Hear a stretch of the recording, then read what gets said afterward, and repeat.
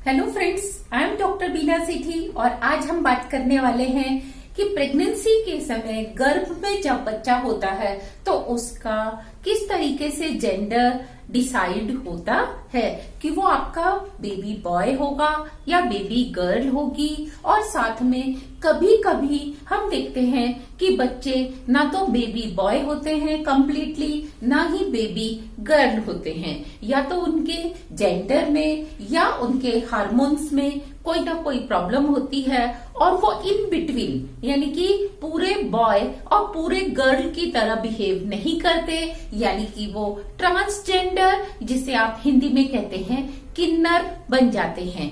तो आप जानना चाहेंगे कि किन्नर कैसे बनते हैं या बच्चे का जेंडर किस तरीके से डिसाइड होता है। तो आज के इस वीडियो में हम देखने वाले हैं और मैं आपसे रिक्वेस्ट करूंगी कि आप इस वीडियो को एंड तक पूरा देखिए, ताकि जो मैं लास्ट में बताने वाली हूं कि आपके बेबी के जेंडर पे कोई गलत इफेक्ट ना हो, इसके लिए हम क्या क्या प्रिकॉशंस लें, तो आप उनको वहां तक कंप्लीट देखिए। सबसे पहले जैसे कि हम जानते हैं कि ये आपकी अगर फीमेल की ओवरी में एक सेल है जिससे कि एग का फॉर्मेशन होना है, तो उसमें जो सेक्स क्रोमोसोम है, उस जो सेक्स क्रोमोसोम का पेयर है उसमें XX क्रोमोसोम्स हैं, यानी कि उसमें 2X क्रोमोसोम्स होते हैं। लेकिन जो आपका मेल पर्सन होता है उसमें जो सेक्स क्रोमोसोम्स होते हैं, जहां से स्पर्म्स बनने होते हैं, तो आप देखेंगे कि उसके पेयर में एक क्रोमोसोम X होता है और दूसरा क्रोमोसोम Y होता है। और इनसे एक प्रोसेस होता है जिसे आप हिंदी में अर्धसूत्री विभाजन कहते हो या इंग्लिश में आप उसको मियोसिस कहते हो। तो मियोसिस होने से पहले जो सेल है उसमें क्रोमोसोम्स से पहले पेयरिंग स्टार्ट होती है, क्रोमेटिड्स बनते हैं।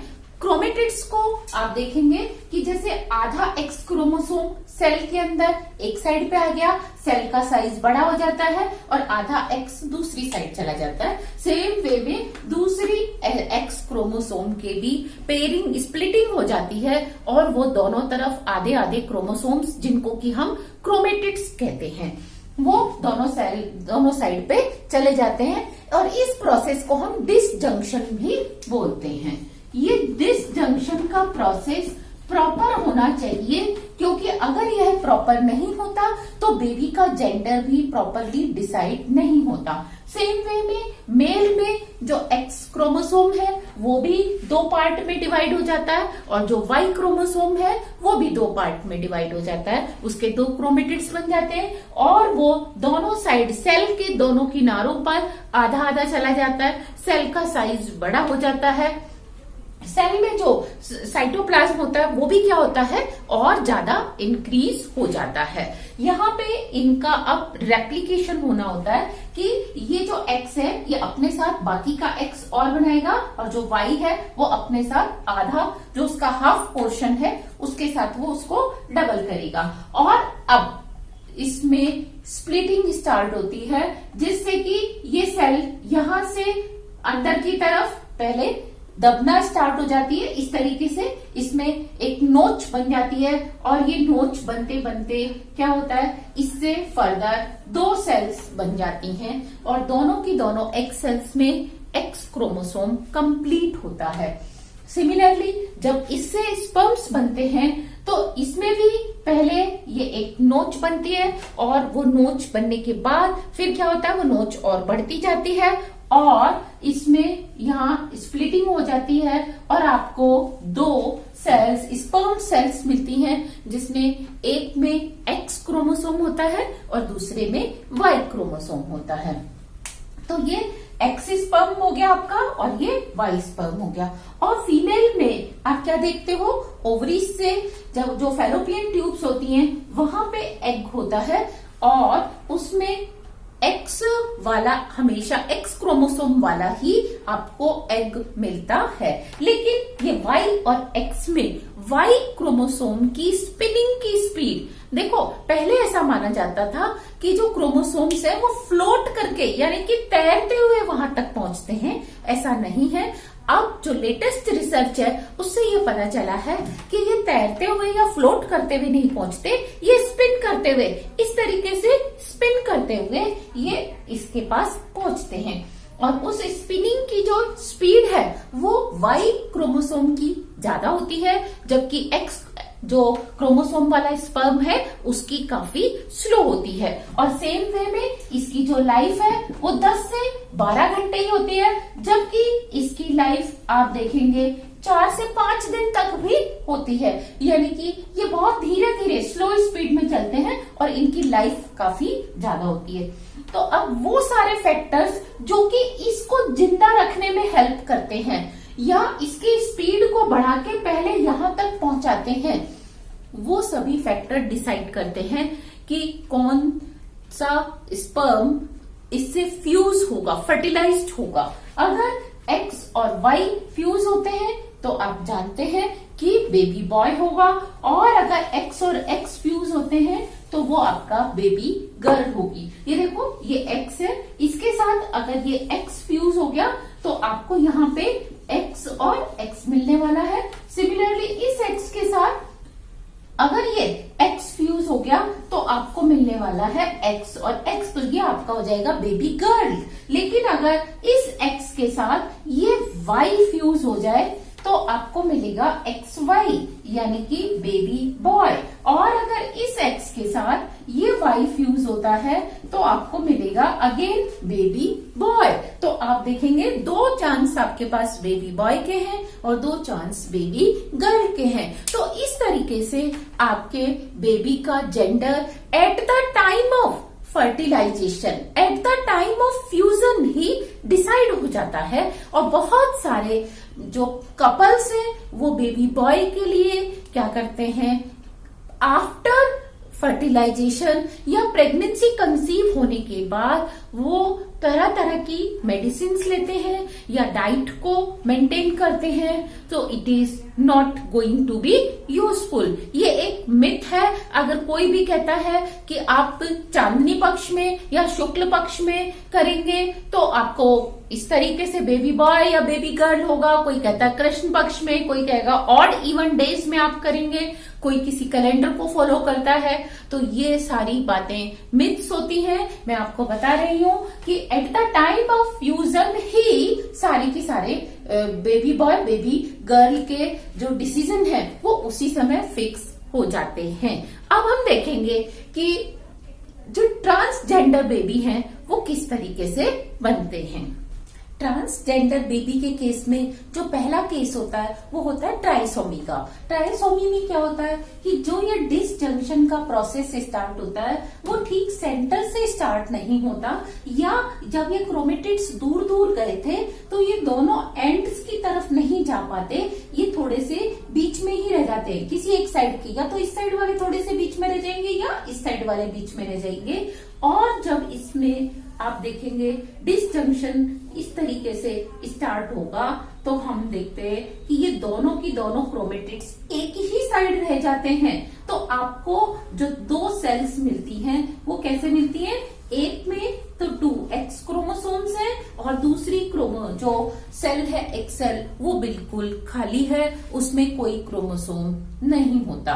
तो इस तरीके से हम क्या देखेंगे, अब इन दोनों के साथ क्या हो सकता है, इसका एक्स या वाई, ये एक्स और ये वाई स्पर्म क्या कर सकता है, फर्टिलाइज हो सकता है, फ्यूज हो सकता है। तो अगर वो इस 2x वाली सेल के साथ, एग के साथ ये एक्स क्रोमोसोम फ्यूज होता है तो आपको यहाँ पे जो बेबी मिलेगा उसमें सेक्स क्रोमोसोम्स कितने होंगे, x x x, triple x होंगे। और अगर इसके साथ ये एक्स स्पर्म फ्यूज होगा तो आपको यहाँ पे क्या मिलने वाला है, ओनली 1x। तो यहाँ आपने देखा कि जो 46 क्रोमोसोम्स होते हैं जिसमें से 44 जो है ऑटोसोम्स होते हैं और जो 2 है वो क्या होते हैं, सेक्स क्रोमोसोम्स होते हैं। तो ये सेक्स क्रोमोसोम में एक क्रोमोसोम एक्स्ट्रा हो गया। यहाँ पे आप देख रहे हैं 47 क्रोमोसोम उस बच्चे में होंगे। तो ये बेबी क्या होगा, इसको हम सुपर मदर के नाम से, सुपर बेबी गर्ल के नाम से भी हम जानते हैं। जिसमें ट्रिपल एक्स क्रोमोसोम्स होते हैं और जिसमें 0x यानी कि ये तो 0 है और ये x है, तो ऐसे बेबी में आपको कितने क्रोमोसोम्स मिलने वाले हैं? ओनली 45। एक क्रोमोसोम उस बेबी में कम होगा। तो आप क्या देखेंगे, क्या ये वाले बेबी पूरी तरह से फीमेल या इनकी कोई बहुत ज्यादा फर्टिलिटी होने वाली है? नहीं, ऐसा नहीं होता। ये जो बेबी हैं ये उल्टा कम फर्टाइल होते हैं और इनका जो बॉडी स्ट्रक्चर है वो भी पूरी तरह से फीमेल की तरह नहीं होता। और जो ये वाले बेबी हैं ये इनफर्टाइल बेबी होते हैं और इनको हम क्या देखते हैं कि ये आने वाली जो ऑफस्प्रिंग्स हैं उनको जन्म नहीं दे सकते। लेकिन अगर इसके साथ, इस वाले के साथ ये वाई क्रोमोसोम करता है तो ये क्या बन जाता है?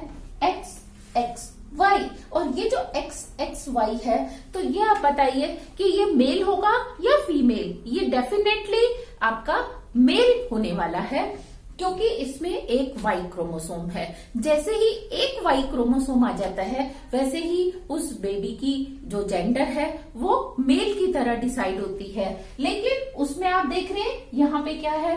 2x मेल, जो फीमेल क्रोमोसोम्स है वो है। तो इसलिए इस बेबी में भी आप देखेंगे, देखने में वो बिल्कुल मेल की तरह होगा लेकिन उसमें फीमेल हार्मोन्स भी होंगे।